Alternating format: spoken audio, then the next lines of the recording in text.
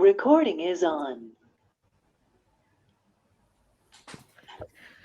Bonsoir les amis, je suis très heureuse de ce retour et de pouvoir de nouveau vous voir. Avant de commencer, je vous prie de désactiver vos micros pendant la séance si vous n'avez pas la parole. Et n'oubliez pas que cette séance en direct est enregistrée. C'est la deuxième séance de la deuxième saison de Regard Neuf, Parlons, Cultivons. Cette saison qui avait commencé par un sujet très aligné avec notre objectif de départ. La lutte contre l'intolérance, la discrimination et la xénophobie qui a été discutée lors de la séance précédente. D'un point de vue complètement original, nous avons discuté le phénomène de la glottophobie. Notre intervenant, Jean-Louis Faure, nous a ouvert l'esprit sur une phobie linguistique dont on peut être victime ou bourreau, né du rejet de la langue ou de l'accent d'autrui, ce qui mène à un mépris ou un rejet de la personne même. Nous avons pu projeter la lumière sur la musique de l'autre, la beauté de cette différence, de cet accent qui nous fait voyager dans le monde de cet autre. Celui-ci nous accueille dans sa culture et nous permet de le vivre pour quelques instants. Une visite qui peut être l'initiation d'un voyage curieux de son monde. Ce soir, un nouveau voyage nous tente. Transculturalité des symboles religieux, un aperçu. C'est notre thème, un sujet qui nous entraîne vers de nombreuses questions. Tout d'abord, qu'est-ce qu'un symbole ? Quelle est la puissance du symbole ? Dans l'univers cultuel, les cultures religieuses ont des points communs et des messages partagés. Appartenons-nous au même univers ? Que signifient les signes ? Que signifient les histoires ? Que signifient les mythes ? Que signifient les écritures ? Quelle est l'importance du langage symbolique qui interprète nos cultures ? Pour répondre à ces questions, voire à beaucoup d'autres que vous allez poser tout à l'heure, nous avons le plaisir d'inviter ce soir M. François Brossard. Bonsoir, M. Brossard. Bonsoir. Fondateur de l'Agence transculturale et médiateur interculturel. L'Agence transculturale est une agence spécialisée dans le développement des compétences de communication interculturelle. Sa spécificité est de cultiver les champs éducatifs, médico-social et humanitaire en proposant des prestations de formation et de conférences en appui au dialogue interculturel. Ces formations sont adressées plutôt aux enseignants éducateurs, soignants et humanitaires. L'agence accompagne aussi les managers ou les bénévoles associatifs dans leur traversée, tout particulièrement vers ou en provenance des cultures arabo-orientales. La traduction et la création d'outils pédagogiques, la valorisation interculturelle de notre patrimoine commun font aussi partie des activités de Transcultural. François Brossard, vous êtes linguiste de formation. Vous avez étudié l'anglais, l'allemand et l'arabe. Vous avez passé une bonne partie de votre carrière à l'étranger, dont 9 années au sein du réseau culturel du ministère des Affaires étrangères à l'étranger comme directeur des centres culturels. Vous étiez aussi directeur du Carrel à Royan, en France, entre 2009 et 2013, et avez piloté l'enseignement des langues anglaises, allemandes et espagnoles, et sans doute le FLE, le français langue étrangère. Vous avez retourné vers l'action culturelle pendant votre mission de conseiller de coopération et d'action culturelle et directeur de l'Institut français du Koweït. Votre parcours riche, marqué par la relation et les échanges interculturels, vous a tenté aujourd'hui de faire bénéficier apprenants et professionnels de votre expérience de l'altérité au profit d'une mondialisation responsable et harmonieuse. Avant de passer la parole à notre invité, je vous rappelle que vous pouvez noter vos questions dans l'espace chat ou bien vous levez la main pour prendre la parole et poser votre question de vive voix à la fin de l'intervention. Monsieur Brossard, c'est à vous. Merci beaucoup, Amal. Merci beaucoup à tous d'être là ce soir. Alors, je vais directement dans le vif du sujet. L'objectif de cette petite présentation est de pointer quelques éléments communs à nos différentes cultures par le biais de la symbolique religieuse, la symbolique du sacré. Et nous allons voir que ces symboles ont été le plus souvent forgés à partir d'éléments de la nature, à partir d'éléments du vivant.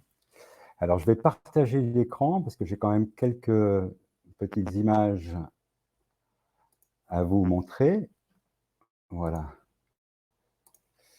Est-ce que vous voyez mon écran? Ça marche? Parfaitement, c'est très bien. Parfait, merci. Donc, je parle ici de symboles. Alors, pourquoi symbole et pas signe? À vrai dire, la question s'est posée lors de la préparation de cette soirée. Alors, à vrai dire, tous les symboles sont effectivement bien des signes. En revanche, tous les signes ne sont pas des symboles. Un signe, on en a des profusions de signes. Ça peut être une manifestation naturelle, par exemple la fumée qui annonce un feu, un éclair qui annonce un orage. Donc, on a des manifestations naturelles, des signes naturels, mais on a aussi des signes culturels qui vont désigner pour quelqu'un un objet, un concept, un signe qui va être destiné à être interprété, en tous les cas. Donc, tout est signe. Alors, je vais me contenter ici de parler rapidement du signe linguistique. En linguistique, et c'est Ferdinand Saussure, au XIXe, qui a formalisé ce triangle qu'on appelle le triangle sémiotique, eh bien, on a le signifié et le signifiant. Donc, on a le signifié qui renvoie au concept. En l'occurrence, ici, c'est le concept du serpent. Donc, c'est la représentation mentale de ce concept de serpent.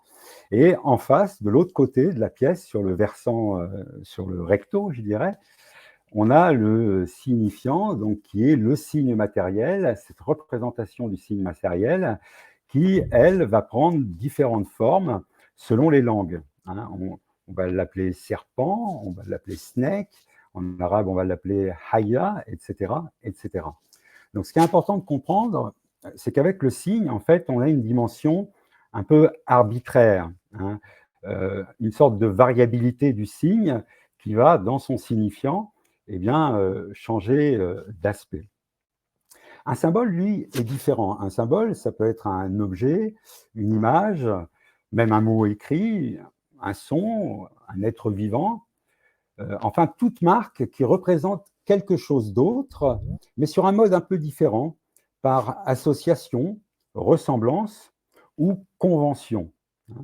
Contrairement au signe linguistique, avec le symbole, il va y avoir une forme d'analogie, une ressemblance tissée entre deux images, entre l'apparent et le caché, entre quelque chose de matériel et quelque chose d'immatériel. Notre quotidien, bien sûr, est fait de symboles. Par exemple, une poignée de main. Une poignée de main, ça peut être le symbole d'un accord. D'ailleurs, le mot symbole vient du grec symbolon, qui veut dire tesson, un tesson de poterie. Il faut imaginer des parties à un accord, à un contrat qui réunissait deux tessons de poterie pour se reconnaître en tant que partie au contrat. Donc, vous voyez, on a une manifestation physique, matérielle, une poignée de main ou des tessons qui vont en fait désigner, renvoyer à quelque chose de caché, en tous les cas qui n'est pas apparent. Alors la force du symbole, c'est qu'il se passe de l'écrit, et donc il peut être compris au sein d'espaces multilinguistiques, à condition bien sûr que les destinataires partagent des références culturelles communes, partagent des conventions communes. Donc le symbole, il peut, je dis bien il peut, pas nécessairement avoir, mais il peut avoir un caractère universel.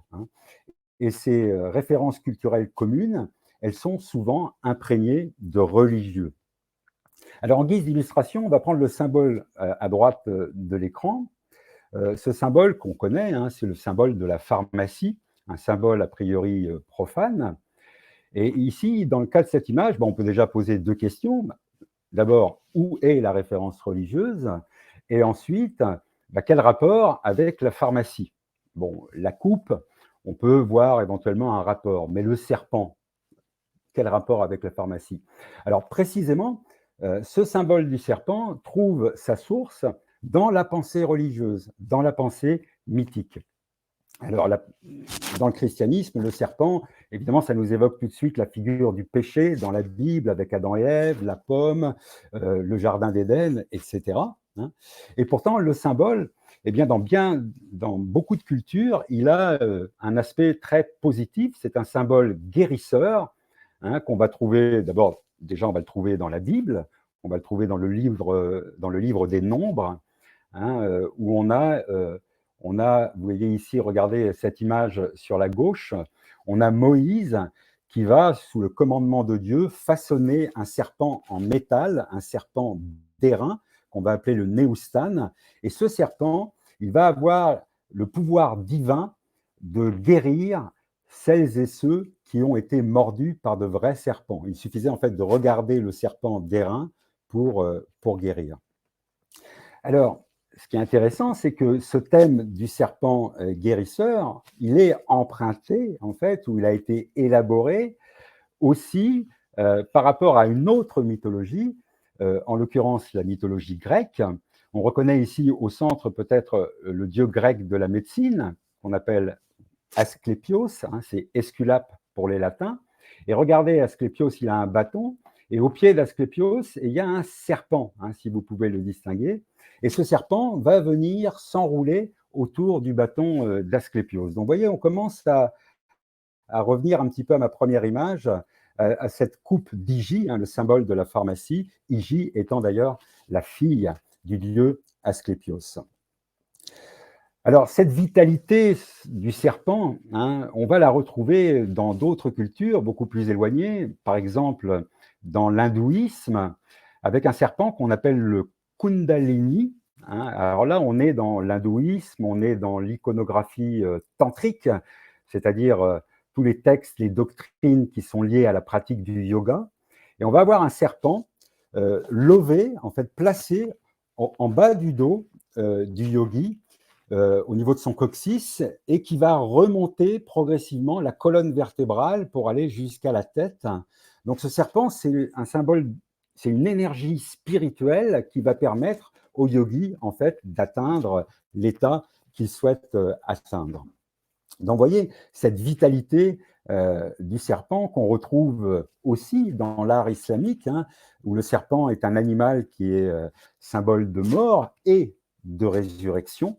Et d'ailleurs, je voudrais revenir au mot arabe pour serpent, enfin un des mots arabes qui désigne le serpent, hein, hayya, qui vient de la racine vie, hein, et dont on retrouve des mots associés comme hayat, la vie, ou encore el morhi, hein, el morhi, c'est l'un des 99 noms de Dieu, hein, el morhi, ça veut dire celui qui donne la vie et qui fait vivre, en l'occurrence.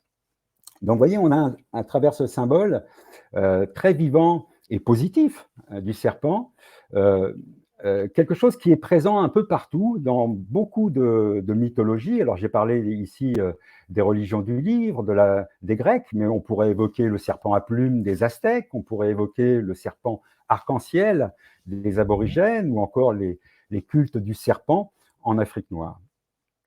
Alors, à partir de là, la question que je me pose, et je pense qu'on doit se poser, c'est pourquoi ne savons-nous pas, ou ne savons-nous plus peut-être, percevoir la richesse de ce symbole du serpent, hein? Peut-être parce que notre modernité tend à faire des symboles aujourd'hui de simples signes, des signes dont nous avons perdu le sens, ou en tous les cas, on ne s'intéresse plus à leur sens.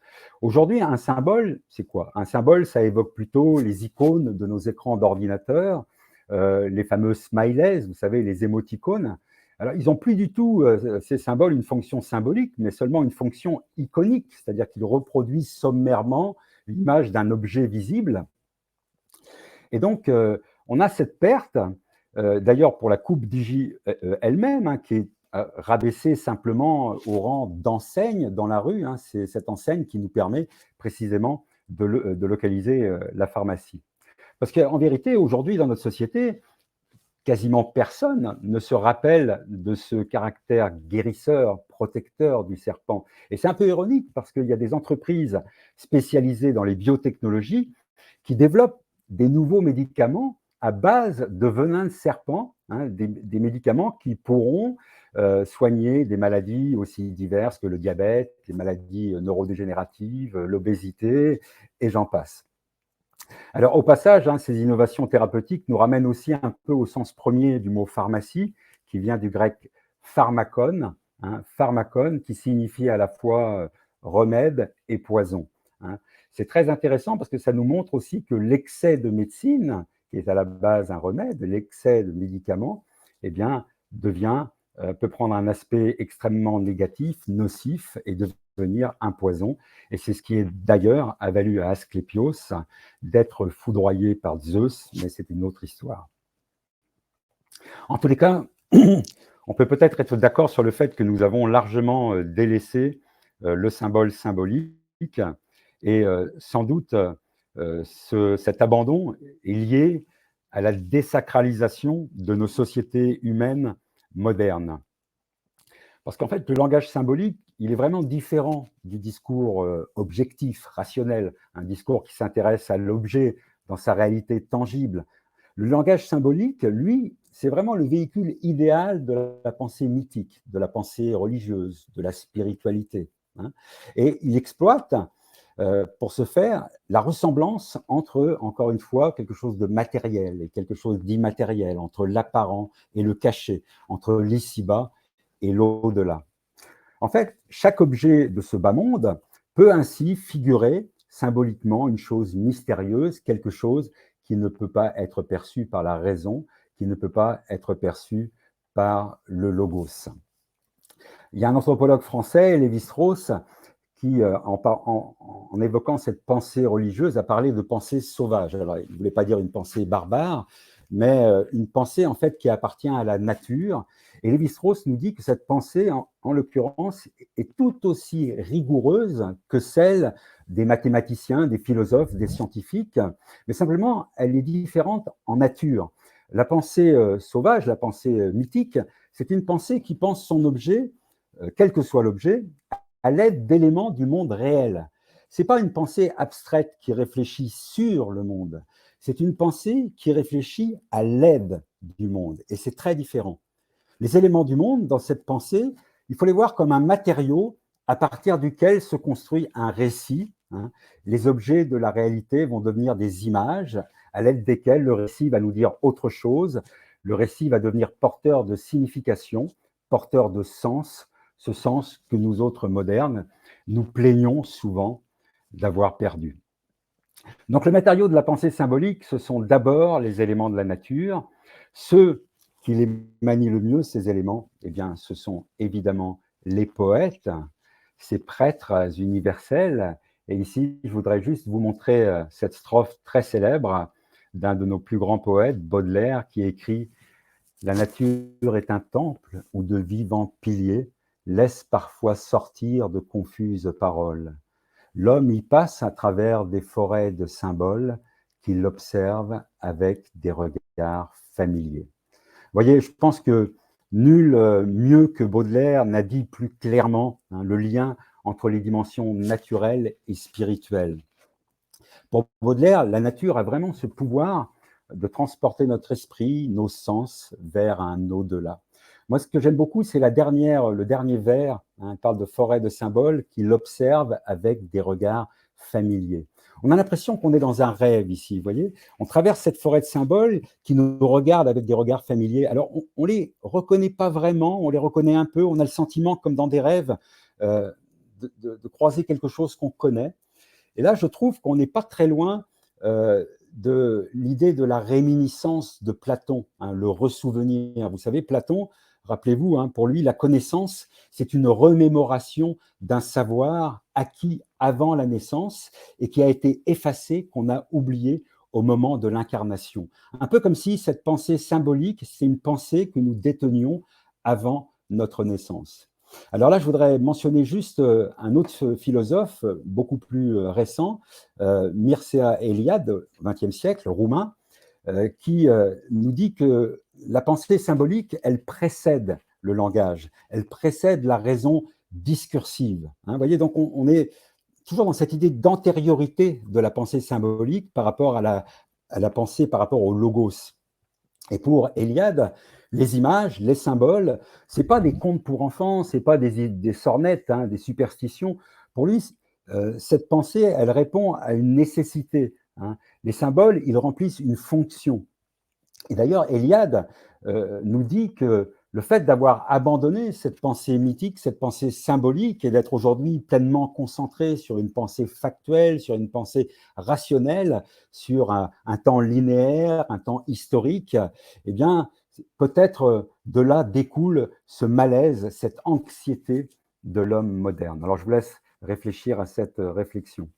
En tous les cas, pour Baudelaire, la nature est un temple, et Baudelaire a probablement lu Le génie du christianisme de Chateaubriand, qui lui écrivait que les forêts ont été les premiers temples de la divinité et que les hommes ont pris dans les forêts la première idée de l'architecture. Vous voyez ? Donc c'est dans les forêts, dans les cultes païens de nos ancêtres que on a pris ces premières idées et qu'on les a intégrées dans nos édifices religieux. Alors, comment ne pas penser ici à Goethe, qui, dans un court essai, Architecture allemande, évoquait l'architecture gothique et ses ogives qui forment comme une forêt de branches. Goethe, qui décrit notamment la cathédrale de Strasbourg, dont vous voyez un morceau de la voûte, eh bien, on parle comme d'un arbre divin, élancé et ample, avec ses milliers de branches et ses millions de rameaux. Alors, vous voyez, on est vraiment là, la forêt a investi, les arbres ont investi nos églises. Et cette forêt, on peut la retrouver, bien sûr, dans quasiment tous nos édifices religieux. Ici, on est en Saintonge, la région d'où je vous parle, l'église Saint-Pierre d'Aulnay. C'est une église du XIIe siècle. Et on voit ces colonnes avec leurs chapiteaux végétalisés. Et il est facile de constater en matière d'interculturalité ou de transculturalité que cette sculpture romane du XIIe siècle, eh bien, elle s'inspire de l'Antiquité gréco-romaine. Notamment, regardez ici au-dessus, j'ai affiché en surimpression une corbeille corinthienne. Et puis, on a en dessous également une autre influence qui est celle de l'art celte, l'art scandinave. Ici, vous voyez la pierre runique de Jelling, qui a été faite au Danemark à la fin du premier millénaire. Donc, vous voyez, c'est aussi, d'un point de vue de transmission des savoirs, cette transculturalité, on l'a aussi, bien sûr, dans l'architecture et en particulier ici, dans le décor sculpté. Alors, n'allez pas croire que ces chapiteaux végétalisés sont une spécificité de l'Europe occidentale. On va les retrouver également dans les mosquées. Ici, on est dans l'une des plus anciennes mosquées de l'islam, en l'occurrence à Kairouan, en Tunisie, où on retrouve ces arbres et ces chapiteaux végétalisés. Mais on va pouvoir encore aller beaucoup plus loin dans le temps, remonter jusqu'aux Égyptiens, avec le temple d'Amon-Ré, à Karnak, le temple de Karnak, pardon, du côté de Luxor, en Égypte, où on a cette salle hypostyle qu'on appelle la forêt de pierre, avec ses 136 colonnes qui sont autant d'arbres avec leurs houppiers, leurs chapiteaux papyriformes en forme de papyrus ou en forme de cratère. Voilà, donc vous voyez cette symbolique de la forêt, de la végétation dans les lieux de culte, elle est déjà très très ancienne. Alors l'arbre, c'est aussi bien sûr l'arbre-monde dans les pensées mythiques, l'arbre-monde qui représente symboliquement l'axe du monde, l'axis mundi, qu'on va retrouver dans beaucoup de religions. Alors cet arbre, qu'est-ce qu'il fait ? Il va unir les trois plans de l'existence. D'abord le monde souterrain avec les racines, notre monde, le monde du présent avec le tronc, et puis le monde de l'au-delà avec les branches, et donc d'une certaine manière l'avenir. Donc vous voyez, ici on a vraiment une communication entre la terre et le ciel qui est réalisée grâce à l'arbre. Alors cet arbre-monde, on va le retrouver aussi dans le bouddhisme, avec, regardez à droite en haut, l'arbre Mahabodhi, hein, c'est l'arbre sous lequel on dit que le Bouddha s'est éveillé. Et puis, on va le retrouver aussi sous la forme de l'arbre de vie dans les religions monothéistes. Et regardez ici en bas, à droite, on a une représentation de la tradition arabo-musulmane de cet arbre de vie qu'on retrouve bien sûr également dans le christianisme. Et donc là, j'ai mentionné à gauche la tradition nordique avec cet arbre-monde Yggdrasil. Alors, quand je parle de connexion entre la terre et le ciel, je ne vous interdis pas de penser aussi au vers de La Fontaine qui écrit, en parlant du chêne, enfin c'est un arbre, qui écrit dans le poème « Le chêne et le roseau », « Celui de qui la tête au ciel était voisine et dont les pieds touchaient à l'empire des morts ». Pas de commentaire.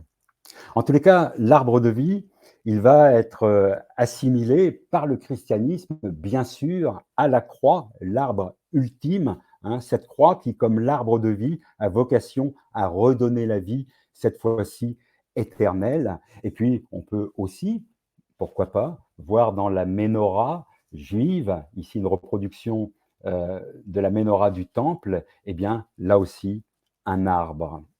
Alors, on va continuer, développer cette allégorie de l'arbre. On va le retrouver également, bien sûr, la croix, l'arbre, dans le plan de nos églises. Ici, un plan en croix latine, très intéressant d'ailleurs d'un point de vue symbolique, parce que ça représente la croix et aussi donc le corps du Christ. Et donc, on a des croyants qui vont entrer symboliquement dans le corps du Christ pour aller participer au sacrement le plus saint, celui de l'Eucharistie, où ils vont être amenés à ingurgiter avec l'hostie le corps du Christ. Vous voyez, donc ici, on a une double pénétration dont on pourrait développer le symbolisme, mais on ne va pas avoir le temps, peut-être après.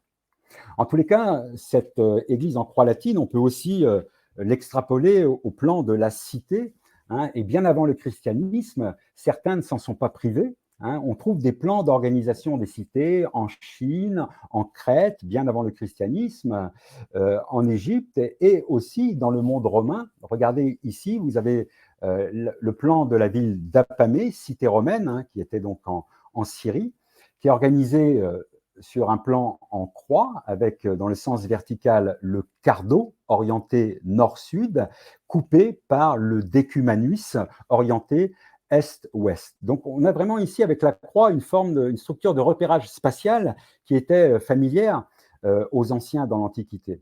Et d'ailleurs, c'est bien du cardo que nous tirons l'adjectif et le substantif cardinal. Vous savez, les points cardinaux qui nous donnent la bonne direction, le nord notamment. Puis le cardinal, dans le christianisme, c'est aussi le gradé du clergé, celui qui va nous donner la direction spirituelle à suivre. Mais ce qui est vraiment très intéressant, c'est de considérer que ce cardo romain, eh bien, il va connaître une transformation fondamentale. Parce que le cardo chrétien, si vous voulez, la croix chrétienne, donc l'Église, n'est plus orientée vers le nord, mais précisément orientée, c'est de là que vient le terme, vers l'est. Vers l'est. Donc l'axe du monde des Romains, cette axis mundi, qui était pour eux une sorte de gond autour duquel tournait le monde, eh bien, il va être renversé. Et ce renversement, en latin, ça se dit conversio. Conversio, évidemment, on fait le rapport avec la conversion spirituelle, l'orientation vers l'Est, une orientation qu'on va retrouver bien sûr également dans les synagogues et dans les mosquées, vous savez, avec ces endroits spécifiques, la misra dans la synagogue et le mihrab dans la mosquée, qui permettent d'avoir l'orientation vers l'Est, l'orientation vers Jérusalem et la Mecque, quand on se trouve bien sûr côté Occident. Voilà, donc symboliquement, on a deux conclusions. L'Église, je parle du christianisme, vise vraiment à reproduire en fait la cité romaine, mais sur un mode spirituel. On est ici non pas dans la cité romaine, mais dans la cité de Dieu, en fait une préfiguration de la Jérusalem céleste. Mais cette cité romaine, elle a donc subi ce renversement, cette conversion. Vous voyez, donc je vous parle ici d'axe du monde, et puis du haut de notre 21e siècle, on peut aussi s'interroger sur notre axe du monde à nous. Hein. Quelle est notre direction, notre cardo, l'axe de notre monde occidental, moderne, dans lequel plus d'un d'entre nous se sent aujourd'hui désorienté, voire désaxé. Alors, l'orientation vers l'Est, là aussi, hein, ce n'est pas une nouveauté, hein, ce n'est pas particulier au christianisme. L'orientation vers l'Est, c'est bien sûr l'orientation vers le soleil. Et, ce caractère solaire des cultes, on le retrouve déjà en Égypte et sans doute, bien sûr, dans beaucoup d'autres civilisations. Ici, on retourne au temple de Karnak, vous voyez, avec cette image prise au solstice d'hiver, le 21 décembre, c'est-à-dire au moment où le soleil traverse l'horizon, c'est le moment de la renaissance du soleil, le solstice d'hiver, hein, et pile, vous le voyez, dans l'alignement du temple. Donc là, on est dans un symbole pour les égyptologues, notamment je pense à Luc Gabold, où le soleil, en traversant l'horizon, il permet de mettre en contact le monde des humains et le monde des dieux. Vous voyez, il remplit cette même fonction que l'arbre avec ses racines et ses feuilles. Alors, on pourrait encore donner d'autres exemples, remonter plus loin, notamment à l'âge de bronze, ici en Angleterre, avec Stonehenge, et notamment le cercle de Sarsène, dont on sait que les pierres ont été disposées de manière à pouvoir rendre un culte au soleil le 21 décembre, le solstice d'hiver. Et là, on nous parle d'une vision vieille d'au moins 4000 ans. Donc l'adoration du soleil, c'est vraiment une dimension fondamentale des spiritualités antiques. Il faudrait aussi mentionner le culte solaire instauré par un empereur romain, le fameux Sol Invictus, qui a été instauré par Aurélien au IIIe siècle, dans les premiers temps du christianisme, et puis qui va être renforcé ensuite par l'empereur Constantin, celui-là même qui va convertir l'empire au christianisme au IVe siècle. Et là, c'est très intéressant parce que ce culte solaire, qui avait ses fêtes religieuses, notamment le jour de la naissance du soleil, le 25 décembre, va devenir Noël pour les chrétiens. Hein. Et puis le jour du soleil, qui était un jour de la semaine romaine, eh bien, va devenir le dimanche des chrétiens. Et d'ailleurs, on retrouve jour du soleil en anglais, Sunday, et en allemand, Sonntag. Voilà, donc on a vraiment de la récupération, du recyclage, bien sûr. Et le soleil, pour les chrétiens, ça va devenir évidemment une allégorie du Christ, ce soleil de justice, comme l'évoque Origène au IIIe siècle. Et puis bien sûr, le soleil, c'est le symbole de la mort et de la résurrection du Christ. Alors le soleil est partout et le christianisme va capitaliser sur ces spiritualités. Voilà, donc j'espère vous avoir permis, si besoin était, j'ai certainement dit des choses que vous connaissiez déjà par cœur, enfin j'espère vous avoir permis de toucher du doigt le caractère transculturel de la pensée symbolique à travers le prisme religieux et dans un langage profondément ancré dans les éléments de la nature. Voilà, alors une fois qu'on a dit tout ça, peut-être que vous vous dites dans votre tête, bon, d'accord, tout ça, c'est bien joli, mais en quoi ça peut me servir à moi, dans ma modernité? Qu'est-ce que je peux en faire de tout ça au XXIe siècle? Alors pour moi, mais là c'est mon avis que je vous donne, le langage symbolique, que l'on soit croyant, non-croyant ou poète, peut et doit avant tout nous permettre de réenchanter notre rapport à la nature. Parce qu'aujourd'hui, la nature, c'est quoi?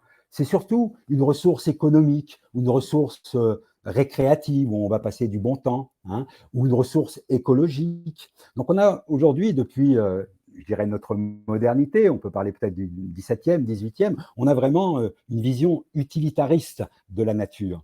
Et là, avec la pensée symbolique, avec le langage symbolique, on a une chance, on a cette possibilité de faire en sorte que la nature redevienne source de sens et de signification, convoquant en nous un respect beaucoup plus intime du vivant, parce qu'elle appelle à notre dimension spirituelle, à notre dimension sacrée. Je vous remercie. Merci beaucoup, François Brossard.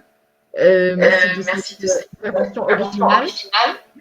Je ne veux pas beaucoup prendre du temps des questions, parce que je veux laisser le temps aux amis là qui nous suivent pour poser leurs questions. Juste comme vous l'avez mentionné au départ, bon, le thème, même le sujet était le choix du titre, était vraiment un peu, pas un débat, mais un peu de…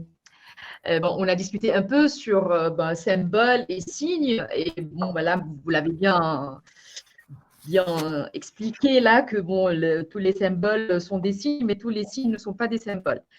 Et puis bon, là, vous avez mentionné plusieurs symboles qui bon, ce sont des, ça reflète ou ça révèle des racines spirituelles qui peuvent nous approcher, qui sont pas communs.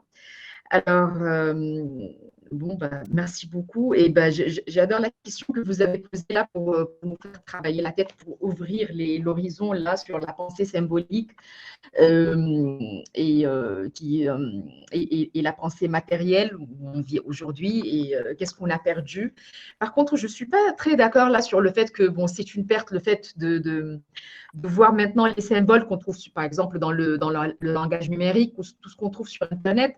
C'est pas une perte, on peut dire que c'est un ajout, parce que bon, peut-être au bout de 150 ans, il y aura des gens qui vont discuter autour des symboles que les jeunes nous ont inventés à cette époque-là.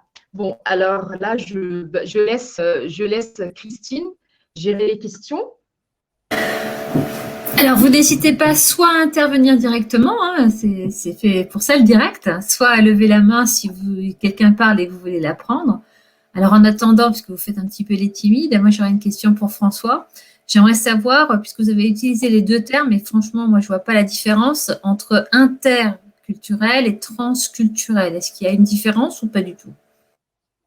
Alors, en fait, quand on évoque l'inter, on peut évoquer interculturel, hein, ce n'est pas un sacrilège, bien sûr, mais on insinue l'idée qu'il y a quelque chose entre les cultures.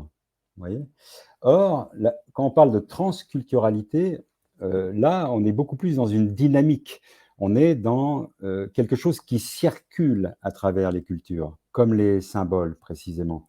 Donc, ce que j'aime moins avec le terme interculturel, c'est qu'il a tendance, en fait, à former des camps, comme s'il y avait des cultures et il y avait une sorte de no man's land, de frontières entre ces cultures, vous voyez ?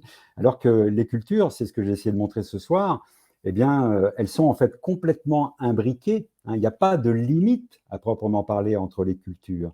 Il y a toujours une évolution, un peu comme les couleurs de l'arc-en-ciel. Les couleurs de l'arc-en-ciel, on ne peut pas tracer des limites aux 7 couleurs de l'arc-en-ciel. En fait, il y en a beaucoup plus que ça, bien sûr. Vous voyez, donc c'est cette idée de transculturalité, de circulation à travers les cultures. Et je préfère de ce point de vue-là le terme transculturalité. Alors, il y a Diane qui demande si on peut aller jusqu'à dire que transculturalité, ça pourrait être aussi un équivalent de transmission. Alors oui, bien sûr, parce que la transmission, même d'un point de vue étymologique, on pourrait dire que c'est une mission qui consiste à traverser, hein, à aller au-delà. Et c'est bien ce que fait en réalité la transculturalité, hein. Elle le fait sous l'action précisément de nous tous, avec tous ces emprunts. J'ai parlé tout à l'heure des sculpteurs romans qui ont emprunté au canon gréco-romain, à l'art celte, hein. Donc, on est toujours dans de la transmission, à chaque seconde.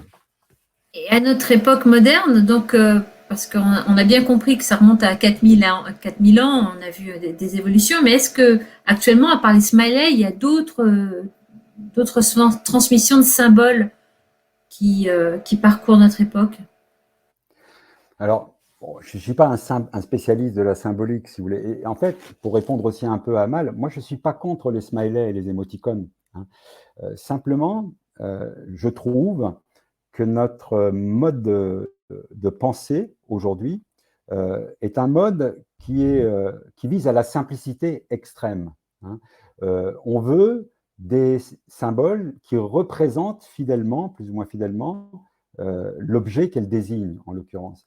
Et ça, c'est vraiment la pensée, c'est un enfant, je dirais, de la pensée rationnelle, et que, évidemment, j'apprécie tout autant que vous, mais avoir une pensée rationnelle, appeler un chat, ça ne veut pas dire pour autant qu'on doit abandonner le langage symbolique, parce que si on abandonne ce langage symbolique, d'une certaine manière, on abandonne la poésie du sens. Rappelez-vous le poème de Baudelaire.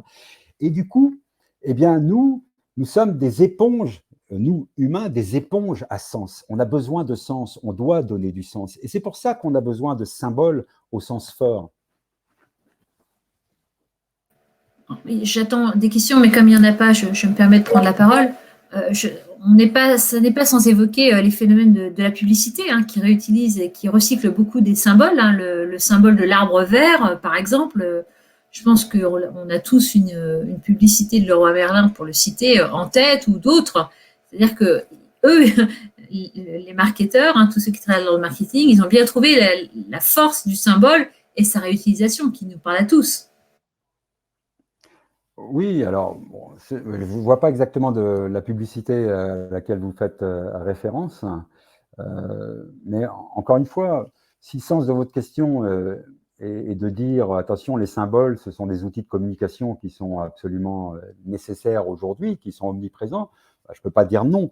Mais ce que je veux dire par là, c'est que ici, vous avez un symbole qui renvoie en fait à une fin commerciale, hein. Donc, ce n'est pas quelque chose qui va parler à notre spiritualité. Vous voyez, ce n'est pas quelque chose qui va nous nourrir en termes de spiritualité.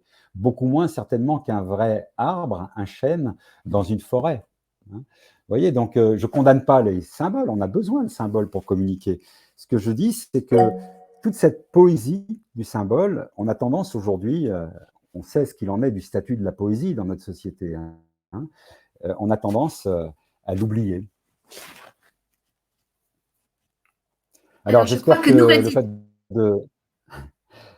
Allez-y. Qu'il n'y ait pas de questions ne signifie pas, pour le coup, que j'ai noyé tout le monde sous mon verbiage, hein. N'hésitez pas, surtout, hein. Il y a une question de Noureddine. Oui, j'aurais une question, enfin, c'est un peu une continuité de ce qui est en train de se dire. Parce qu'en fait, ma perception, moi, de l'aspect symbolique est quelque chose qui est souvent issu d'une forme de méditation ou d'une forme de réflexion prolongée sur un sujet qui amène à des comparaisons, des métaphores intéressantes. Est-ce que justement le fait que la communication dans son format actuel et dans le format qui est en train de se développer aujourd'hui, le fait qu'elle mise exclusivement sur l'efficacité, la vitesse, etc., n'est pas un obstacle majeur au fait que justement... le son est pHé. Très mal. Est-ce que tu peux pas très bien entendu la question ou la remarque? Moi non plus. Tu peux revoir la connexion, s'il te plaît? Oui, s'il te plaît. Enfin, en tous les cas, j'ai entendu le terme méditation, et je pense que c'est un terme intéressant. Tout à l'heure, j'ai peut-être oublié de le mentionner, mais quand j'ai parlé du serpent, vous avez remarqué, il y avait ce yogi, donc avec ce serpent, hein, qui, enroulé autour de sa colonne vertébrale, remonte jusqu'à la tête en traversant les points d'énergie, c'est-à-dire les chakras, hein, dans l'hindouisme, c'est la pratique du yoga. Donc, on a ce serpent qui remonte, et utiliser ce symbole du serpent bienveillant, guérisseur, c'est quelque chose aussi qui peut favoriser la méditation pour ceux qui s'y adonnent. Je ne sais pas si là le son est mieux. Oui, c'est mieux. Donc, en fait, moi, j'évoquais la méditation dans le sens où la symbolique, selon ma compréhension, est souvent liée à une forme de méditation qui génère un certain nombre de métaphores, etc., qui permettent des comparaisons intéressantes. Est-ce que le fait que la communication actuelle, la communication moderne, le fait qu'elle mise exclusivement sur la vitesse, sur l'efficacité, sur la quantité massive d'informations, n'est pas un obstacle majeur au fait de pouvoir utiliser la symbolique dans l'ère moderne? Parce que est-ce que c'est pas un peu à contresens le fait de tenter de préserver cette forme de symbolique comparé au rythme actuel de l'évolution des communications, quoi? Sincèrement, je crois que vous avez apporté la réponse dans votre question, hein. Vous voyez, le point que j'essaie de faire, je ne suis pas le seul à le faire, bien sûr, hein, c'est que ce monde de la vitesse, cette modernité, ce logos, qui est évidemment extrêmement utile à nos civilisations, eh bien, il a quand même un dommage collatéral, c'est que, comme vous dites, pour méditer sur le sens, on a besoin de temps, on a besoin d'être au repos, hein. C'est ce que disait Pascal, hein. Il disait qu'il fallait être au repos dans sa chambre, hein, pour pouvoir vraiment être philosophe. Vous voyez, et ça, ce temps aujourd'hui, évidemment, on ne l'a pas. Mais ce qui est très intéressant, c'est que comme on est confronté aujourd'hui à des menaces qui nous dépassent, hein, avec le dérèglement climatique, etc., on voit que cette pensée symbolique qui, qui va tellement bien, qui marche tellement bien avec un mode de vie où on prend le temps, on ne va pas trop vite, on prend le temps de méditer, de réfléchir, bah peut-être parce que justement on va être obligé de ralentir si on ne veut pas faire dérailler notre planète, et bien peut-être que ça va justement nous permettre de retrouver ce langage symbolique, vous voyez. Imaginez-vous dans une forêt en train de regarder tous ces symboles et de méditer à partir de ces symboles. Ben, je peux vous assurer que Disneyland, à côté de ça, ça va vous paraître très, très ennuyeux. Alors, je ne dis pas que vous aimez forcément Disneyland, mais ce que je veux dire, c'est que la pensée symbolique, c'est de la poésie, c'est de l'imagination. Et aujourd'hui, l'imagination, c'est compliqué parce qu'on n'a pas le temps. Alors, deux questions dans le chat. La première qui est en lien avec ce qu'on vient de dire sur la représentation de la nature, est-ce que le symbole, il est forcément naturel ou est-ce que la symbolique qui n'est pas liée à la nature, elle est aussi très présente dans la transculturalité dont vous parliez? Oui, alors ce qu'il y a, c'est que, évidemment, des symboles, on n'a pas que des éléments de la nature, hein, comme symbole. On peut avoir, ça peut être des mots, ça peut être, par exemple, si on parle de la République, Marianne, c'est un symbole, c'est voilà, c'est pas, on n'est pas dans la nature, mais simplement, ici, il y a quand même les matrices de nos cultures, c'est la religion, hein. Et la religion, en fait, s'est appuyée historiquement sur les éléments de la nature, en fait, pour forger sa symbolique, hein. On peut mentionner encore une fois les Celtes, hein, les Gaulois, dans les forêts, qui rendaient un culte aux arbres, etc. Donc, ce qu'il faut voir, c'est que ces symboles, les symboles dont je parle, c'est des symboles culturels qui sont façonnés par la religion. Mais ça ne veut pas dire qu'il y a d'autres symboles, bien sûr. Alors, une deuxième question, c'est posée par Amal, le langage des hiéroglyphes qui ressemble à des symboles, hein. On sait bien que ce sont des signes, mais est-ce qu'on peut aussi y voir une forme symbolique?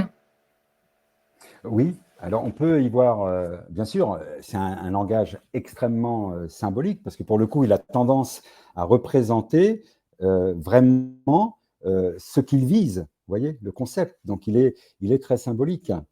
Si vous voulez, la difficulté avec, attention, je suis pas un spécialiste des langues égyptiennes, bien sûr, mais la difficulté, c'est que ici, on a, avec tout ce qui relève de l'idéogramme, on a l'obligation, en fait, d'apprendre des centaines, des milliers de signes, en l'occurrence, vous voyez. Et ça, c'était très important pour la pensée symbolique, justement, hein, parce que dans la pensée symbolique, c'était d'abord la mémoire qui comptait, hein. D'abord, vous savez, il n'y avait pas forcément d'écrit, donc on transmettait les connaissances à l'oral, et donc, je dirais, l'écriture hiéroglyphique, elle participait aussi de cet effort de mémorisation. la difficulté, en même temps, un très grand avantage, c'est quand on a créé les langues alphabétiques, en fait, qui fonctionnent complètement différemment, on s'est libéré de cette nécessité de mémorisation. Parce que, par exemple, la langue française, c'est 26 lettres, d'accord 24 ou 26, enfin, 24 ou 26, peu importe. Vous voyez, c'est quelques lettres. Alors, c'est très intéressant parce que ici, grâce à notre modernité, à l'évolution du langage, eh bien, on a gagné en efficacité dans l'expression. Certainement qu'il est beaucoup plus facile d'exprimer le monde avec une langue alphabétique qu'avec des hiéroglyphes, mais en même temps, on a perdu toute cette puissance du symbole. Vous voyez, donc, on peut vraiment parler pour les hiéroglyphes, je pense, de langue éminemment symbolique. Mais encore une fois, je ne suis pas spécialiste des hiéroglyphes. J'entends bien. Alors, je vais essayer de traduire la remarque de Ragda et qu'elle n'hésite pas à prendre la parole si ce n'est pas juste. Elle établit, elle pense qu'il y a un lien qui s'établit entre la spiritualité qu'on peut trouver dans la nature, le symbolisme qui en est né, et peut-être même les phénomènes magiques. Qu'est-ce que vous en pensez? Oui, parce que en fait, la pensée religieuse, c'est une pensée magique. Hein, c'est une pensée qui recourt, en fait, c'est un peu comme les miracles, en fait. Hein, quand on pense à la pensée religieuse, on pense à la magie, on pense aux miracles, et les miracles, en fait, s'expriment à travers les symboles. Hein. Par exemple, je vous donne un exemple du Moyen-Âge occidental. Eh bien, le cerf, l'animal le cerf, avec ses bois, hein, symbolisait en fait le Christ. Pourquoi? Parce que le cerf, tous les ans, à une saison donnée, il va perdre ses bois qu'il a sur la tête, et puis ils vont repousser un peu plus tard. Donc, on a un symbole, en fait, de résurrection. Et c'est pour ça que le cerf est devenu, en fait, un symbole christique. Hein. Et d'ailleurs, en latin médiéval, on disait servus pour le cerf, qui est proche aussi du mot servator, qui veut dire le sauveur, c'est-à-dire le Christ. Vous voyez, donc on a une double ressemblance, les bois du cerf, mais aussi à travers la langue latine. Alors pour revenir au symbolisme égyptien dont nous parlions tout à l'heure, donc j'ai cru comprendre que c'est dans un souci d'efficacité finalement qu'on se sert de l'alphabet, c'est-à-dire que manier des symboles par l'écriture c'est un peu complexe. Est-ce que c'est la seule raison ou est-ce que c'est la raison principale de la disparition de cette langue symbolique? En fait, comme dans tout système concurrentiel, c'est-à-dire l'évolution a tendance à sélectionner les meilleurs systèmes, les systèmes les plus efficaces. Hein. Donc aujourd'hui, on peut se poser la question, quelle langue fonctionne sur une base idéogrammique? En l'occurrence, on en connaît quand même quelques-unes, en particulier le chinois mandarin, hein, mais on voit que dans notre modèle,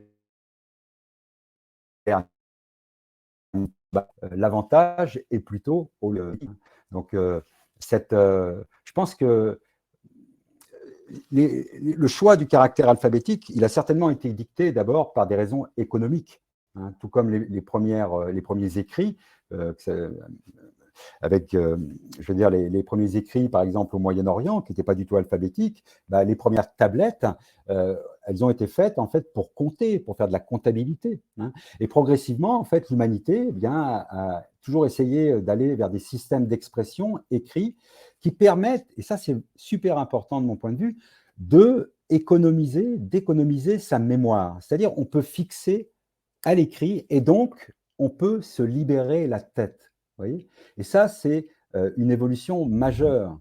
C'est une évolution majeure du cerveau humain et de l'humanité, même si, évidemment, encore une fois, le dommage collatéral, c'est qu'en perdant cette mémoire, en fixant tout à l'écrit, hein, eh bien, on va oublier tout le reste. Hein. Et Platon lui-même en parle, hein, de ce problème au 5e siècle, hein, avant Jésus-Christ.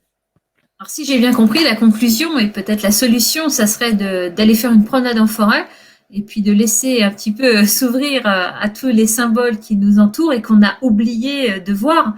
Et c'est vrai que la comparaison des temples avec leurs colonnes et des arbres, moi je l'avais oublié et je l'ai réécouté avec vous et ça a tout de suite réactivé beaucoup de souvenirs. Et je pense que quand on se promène en forêt, il y en a peut-être d'autres qui vont venir. Oui, bien sûr, enfin, tout est symbolique. J'ai parlé du serpent parce que c'est un peu moins connu. Vous voyez, la richesse de ce symbole. Je pense, mais c'est mon point de vue, qu'en se réappropriant le langage symbolique, à travers les promenades en forêt, par exemple, on a ici un moyen extraordinaire de calmer nos angoisses existentielles. Voilà, que notre modernité ne sait pas très bien traiter. Et c'est pour moi, en tous les cas personnellement, une source de joie que de pouvoir m'intéresser à tous ces symboles, de voir leur richesse et puis de les voilà, de vagabonder dans des forêts naturelles et des forêts de symboles, comme le disait Baudelaire. Alors, je demande à nos auditeurs s'il y a encore des questions. Alors, vous n'hésitez pas. Donc, je vais essayer de conclure un petit peu sur ce que vous avez pu nous apprendre. Donc, on a réfléchi sur les éléments communs de notre symbolique qui ont été forgés à partir d'éléments du vivant. Ce sont souvent effectivement des manifestations naturelles qui sont à l'origine et qui ont fait signe. Vous êtes revenu longuement sur le symbolisme du serpent, qui n'est pas une figure maléfique comme on l'imagine, mais c'est aussi un serpent guérisseur qu'on retrouve dans énormément de mythologies, de croyances. Et finalement, avec les siècles, on a oublié ce symbolisme. Et quand on voit le caducée du pharmacien, on ne sait plus du tout d'où ça vient. Et c'était la conclusion à laquelle vous nous avez amené, c'est qu'on vit dans une modernité qui a oublié cette pensée symbolique et tous ses sens. Et cette richesse perdue, on ne la retrouve que de façon fort imparfaite dans les signes actuels, comme par exemple les smileys. Je ne peux pas dire mieux. Merci beaucoup. C'est une très bonne synthèse, je trouve. Merci beaucoup, merci tout le monde. Et là, je reprends là l'idée ou la proposition que Christine a faite. Bon, il faut se balader dans la forêt. Et bon, je vous conseille de faire cette balade en groupe hétérogène. Parce que quand on regarde les signes et les symboles qui nous entourent, chacun va penser à quelque chose qui n'est pas forcément la même chose à laquelle l'autre pense. Parce que je me souviens que nous étions un groupe là d'amis, de cultures, de religions, d'origines différentes, et nous étions devant la cheminée. Et là, un des amis, il a posé la question, le feu, qu'est-ce que ça symbolise pour vous? Alors chacun du groupe avait pour lui, le feu était le symbole de quelque chose qui était tout à fait différent de l'autre. Bon, certains, un a dit la chaleur, l'autre a dit le châtiment, il a dit la vie, l'avenir, l'ambition. Alors, quand on est quand on entend comment l'autre, quand on voit comment l'autre analyse ce symbole ou le voit, c'est très enrichissant à mes yeux, exactement comme l'intervention de M. Brossard pendant cette séance. Merci beaucoup. Merci Amal. Je voudrais juste mentionner que j'ai quelques références bibliographiques pour ceux que ça intéresserait sur les images et le symbole. Je peux vous les transmettre et on peut les transmettre à ceux qui… Oui, on peut les mettre. Si vous avez des ouvrages à conseiller, alors on va les mettre dans la description de la vidéo sur notre chaîne YouTube Regard Neuf. Normalement, sous 24 heures, 48 heures au grand maximum, l'enregistrement sera disponible sur notre chaîne et nous allons envoyer le lien à tout le monde. Alors, merci beaucoup, merci tout le monde, merci Monsieur Brossard. Merci et je vous dis très belle soirée et n'oubliez pas, en ces moments troubles, restons soudés. Bye bye. Merci, au revoir. Au revoir. Merci, au revoir.